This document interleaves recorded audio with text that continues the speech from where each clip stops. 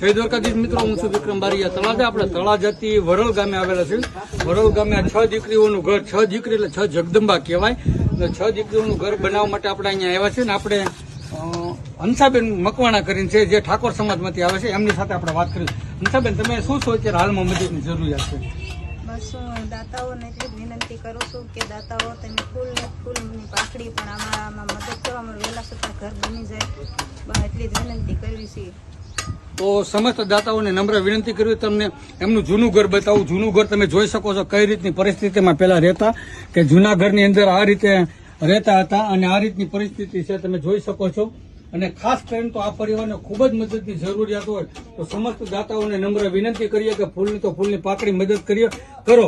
અને તમને હવે બહાર બતાવી, બહાર જઈને એમનું જે નવું ઘર બની રહ્યું છે ને નવું ઘર તમને બતાવી, તો તમે એનું નવું ઘર તમે જોઈ શકો છો કે કઈ રીતનું નવું ઘર બને છે અત્યારે હાલમાં અને કેટલા કામ